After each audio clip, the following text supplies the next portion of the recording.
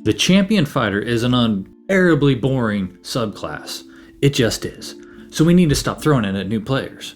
That means we need to come up with a few alternatives instead that are going to be more fun, more fulfilling, and keep them coming back to the table.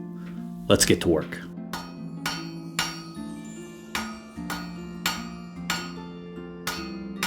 Welcome back to Tabletop Tinkerer, guys. I'm Dylan, and I'm sorry, but we just have to move past the champion being the go-to to throw at new players because it's simple and easy. I've done it myself. I'm not blaming anybody. You're not wrong for doing it in the past. We've all done it. It's been the common theme and thing to do when we have a new player. What do we throw at them? The champion fighter. It's easy. They'll get it. For one shot, okay, you have a point. For a campaign, how many sessions do you plan your campaign to be? How many combats are going to happen? How many combats per session are going to happen? How many times is your new player going to simply say, well, I guess since I have nothing else to do, I hit them with my sword, or I shoot them with my bow, or I hit them with my halberd. They're going to do that over and over and over and over repeatedly. That's all the subclass does, and all that it offers and gives you in exchange is more and better ways to hit your opponent. Roll for an attack, do some damage, that is it. Again, for one shot, fine. As a nice little taste, fine. For an entire campaign, are you kidding me? You cannot throw a new player into a game and expect them to be super excited and entertained, especially when they're going to be next to 3 to 4 to 5 other people that are going to be doing much cooler things than they are the entire time. Now, of course, you could always multi-class. Do you really want to throw multi-classing at your new player? Is that really what you want to do? There are better options. We can keep it simple. Keep it simple. That's the motto of the champion fighter. We can keep it simple, but we can use other options that are maybe slightly more complex, which isn't a whole lot more, and really keep them entertained and engaged at the table. You will notice that each of these options come from a different class, and that is because I do think certain classes, wizard, don't throw a wizard at your new player. A barbarian, though, is on the opposite end of the spectrum. It is very simple. It's not super dissimilar to the style of the fighter. Hit things, try to hit them harder, and hit them as often as you can to do as much damage and get out of town. The thing about the barbarian is it has things baked into it that just automatically already make you do more things than a champion fighter. Champion fighter, you just go up and you hit it. At least with the barbarian, you also learn a bit more about the action economy of you have the bonus action of raging and doing something to then engage with the combat. There's more flavor to it as well. The flavor is going to be the hardest part for your new player. If they've never played a TTRPG before, really adding the flair and getting the imagination going is going to be a lot harder for them. So the more that you can throw at them to get their brains thinking, wanting to engage in different ways, the better. And Rage will offer you to do that as a small and simple difference from the fighter, which simply just go up and hit the thing. That's it. The other thing that the barbarian offers above the fighter is survivability. As a fighter, they're going to be on the front lines. They're not going to have the know-how of 5e and the tactics to survive as easily, especially at lower levels. And we want them to start at lower levels because they're just learning the game. And again, we're trying to keep it all as simple as possible while keeping it fun and engaging. The barbarian succeeds in that where the fighter does not. You get danger sense, so those tricky dexterity traps, they're more likely to avoid them. While they're raging, they get half damage from basically all physical attacks, essentially doubling their HP. That's super helpful for a new player. And then, of course, at the later levels, when they're getting more hang of their character, it's either 10th or 11th. I want to say 11th, could be as early as 10th. The Relentless Rage, which is basically undead fortitude for a player character where they can come back with 1 HP, potentially. Why wild magic? Well, again, it's very simple. It can get a little crazy and with a barbarian, it isn't super out of hand or anything. It's a very small table to pull from, but it activates when the rage activates. They don't really even have to think about it. It will become synonymous with why rage and my wild magic thing happens. On top of that, you get much more variability than you ever would with a champion fighter. I don't care what feature you take, it's not going to give them the flair and fun of that wild magic table that you get with the wild magic barbarian. It simply isn't going to compete even a little bit, and it's not that much more complicated. It's 1 extra die roll, which they do when they rage. That's it. By far, this may be at the bottom of the list, but we're already outpacing the champion fighter by miles and miles and miles. For the second offering that I give you in this video, I bring to you the Circle of the Moon Druid, and everybody just pulled back. I know it's a full caster, it's a level 1 person, and he's never played before. Why are we giving him a full caster? Hold on, wait a minute, come back to me now, come back to me. It's not a problem. It's not a problem if you don't allow it to be a problem. Just don't. The thing that we run into sometimes is we don't want to make choices for our players. But especially with new players, we can definitely make suggestions. We do that even with our homebrew worlds of things that will fit a little bit better than others and sort of nudge people in the right direction here and there. But especially with the new player, by definition, they don't know what they're doing. You need to give them options. Help steer them in the right direction, but also explain to them why you think these would be good options. You don't say, I think you should take this. You could say, well, Shillelagh will allow you to hit things and hit them harder. That's all you have to say. It'd be a really good cantrip for you to take, and a lot of people take it. To be able to hit things from afar, Frostbite, Guiding Bolt, very good options. And what a lot of new players will do is they'll try to do the long and the far and everything in between. You can do that as a druid with those 3 spells right there. And why not throw them a Good Berry as a level 1 spell also to help a little bit out of combat? You'll give them that versatility that they're looking to do. Remember, you told them in this game they could do anything. You don't want to then pigeon them to a single solitary role and then nothing else. You're going to be sending mixed messages right away. Also, explain the spell slots a little bit differently. Just say, hey, you've got Guiding Bolt and Good Berry, maybe a few other first level spells, and you can use them X number of times per day before you can't use them anymore. And then but you can use these spells, Shillelagh, Frostbite, and some others, as many times as you want. And when you get to second level and they don't have a bunch of other things to worry about, which, they're going to get their circle as well, but not as many new things as first starting a new character in a new system that they've never even touched before, then throw spell slots at them. Not at level 1. Level 2's okay. With the Moon Druids, every druid can wild shape, but Moon Druids really wild shape. That's what they do. They wild shape, and they wild shape better than any other druid or any other class, because frankly the other classes can't wild shape, can they? Just the druids can. Do it the best. And that's how hard is it going to be for your new player compared to, say, a champion fighter to just say, okay, I'm now a bear and I'm smacking him in the face with my paw.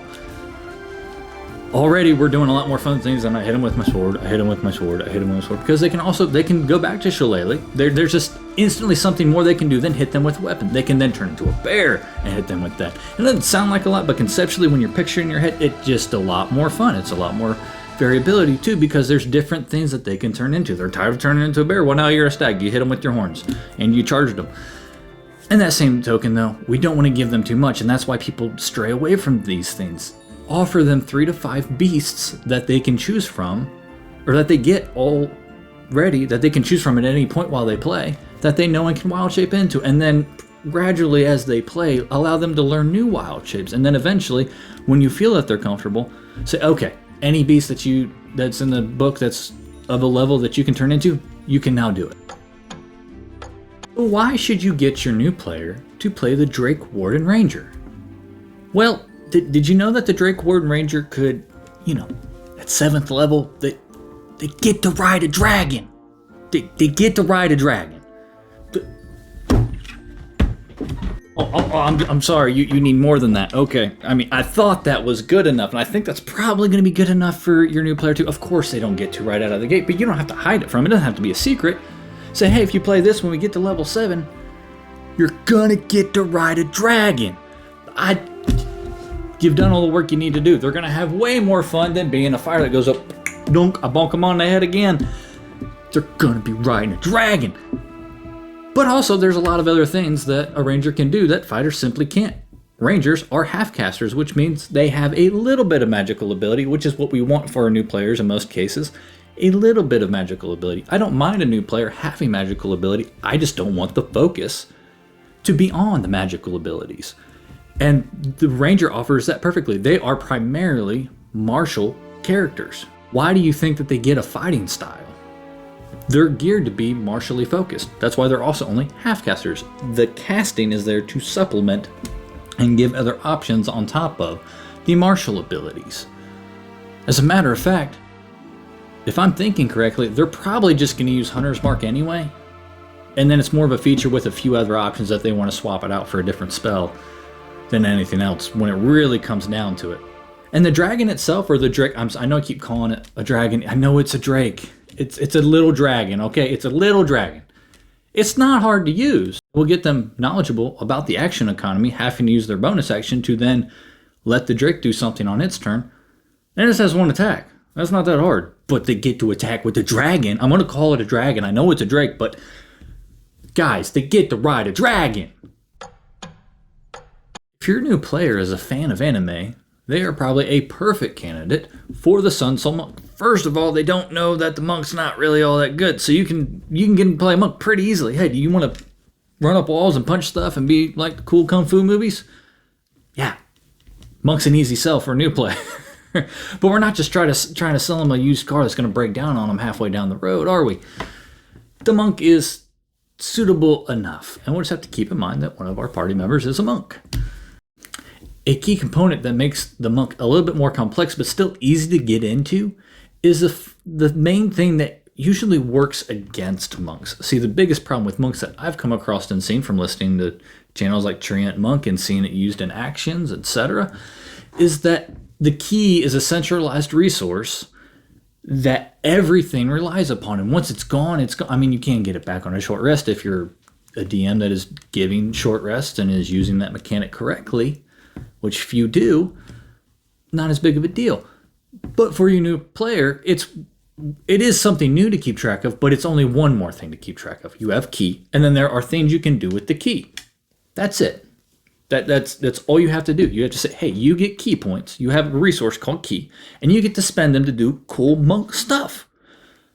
That's an easy sell right there in and of itself. And they're already going to be more engaged. And the more engaged they are, the more open and receptive they are going to be to these new ideas, which we need them to be at every step of character creation, of course. The other side of that as well is primarily monks are still martial, just like the champion fighter and other options that I've offered on this list so far. They are punchy guys. They're going to go up and they're going to hit them as hard as they can, and they're going to try to do it more often than others, which you may have to remind them of course. Please give them gentle reminders. Hey, you attacked. Would you like to use your flurry of blows? It will take your bonus attack. Don't even say you'll just, would you like to use your flurry of blows?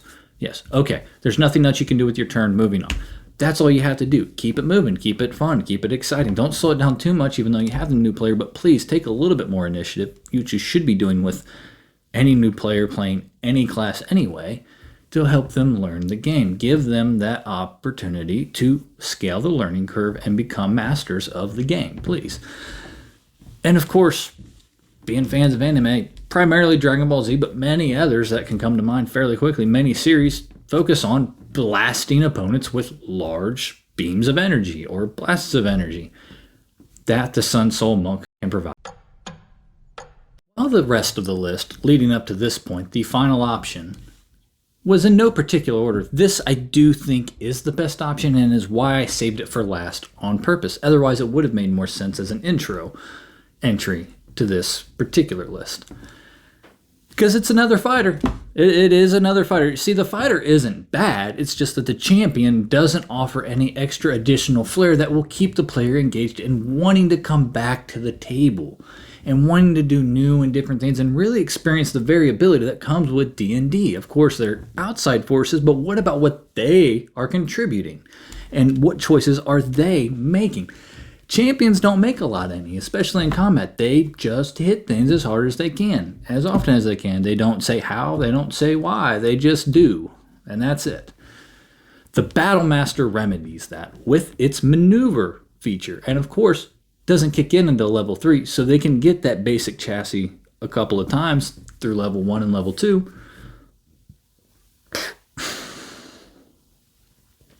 Before even being exposed to the more lucrative and more complex maneuver system, which when I say more complex, remember we are speaking in reference to the champion fighter, which ain't complex. It's just not. I don't really have a lot to add on this one. It sort of speaks for itself because the fighter is a really good option. It's very well made. It's well put together. It's well designed. It's a really good class. The problem is the champion part. Battlemaster, much more superior. And if you're too worried about it being a little bit too complex, even though it's just not. But if you're worried that it might confuse your new player, just simply ask them what is their ideal overall goal that they want to do with their character. What are they trying to do? And suggest maneuvers based upon that. If they're trying to go with a more ranged build, go with piercing shot. If they're wanting to disarm opponents and take things out of their opponent's hands while they're in the middle of combat to be able to engage them and have the upper hand on, there's an entire maneuver for that. Hey, guess what? There's a maneuver for that. It's just going to add a lot more personality and personability for the character for your new player, which is what we want to do. You'll see the running theme between all of these options is simply getting the player excited. I just don't see, and this might be personal bias speaking, I just don't see how being a champion fighter that hits things and maybe hits them a little bit better as time goes on is all that engaging for someone who's just coming to the table that you told them they could do anything in this game and then has to sit idly by as all the other players get to do the really cool things. I don't think that's a good approach to engaging new players into the game. I think these options are a lot better. But now I turn it over to you. Which of these options do you think is the best? Do you think any of them were even any good? Are there other options that you would choose over these that aren't the champion fighter? Or do you think the champion fighter is in fact really the best option? Tell me why in the comments below, please. Guys, I make videos every week. They come out every Monday. To know when they hit, go ahead and hit that subscribe button. And if you enjoyed this conversation, let me know with a like. I'll see you when the shop opens back up on Monday.